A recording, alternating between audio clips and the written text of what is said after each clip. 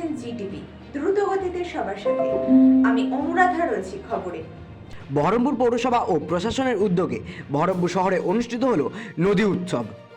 এটি মূলত রাজ্য সরকারের একটি প্রকল্প। নদীকে কিভাবে দূষণমুক্ত করা যায় এবং নদীর জলকে পরিষ্কার রাখার জন্যই জনসাধারণের মধ্যে সচেতনতা বার্তা প্রচার এই প্রকল্পের উদ্দেশ্য বলে জানা গিয়েছে।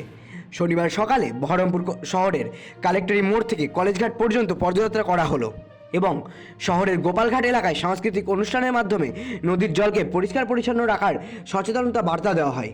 অনুষ্ঠানে উপস্থিত ছিলেন সদর মহকুমা শাসক ও পৌরসভার বিভিন্ন কাউন্সিলর সহ বহু মানুষের ঢল।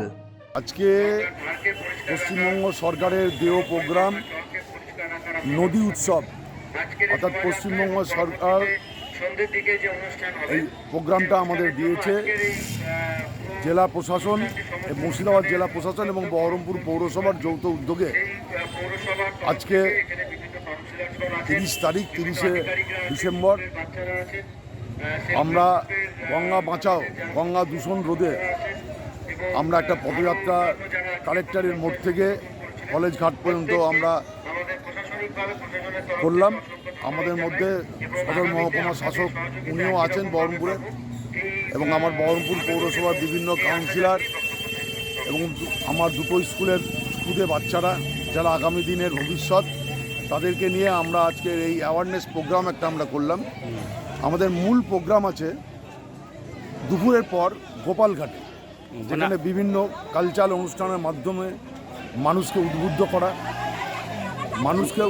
করা যে আপনারা গঙ্গাকে দূষণ করবেন না, গঙ্গাকে পরিষ্কার রাখুন। কারণ গঙ্গা হচ্ছে মা, আমাদের মাকে আমাদের পরিষ্কার রাখার, মলিন না করা আমাদের এটা দায়িত্ব, কর্তব্য।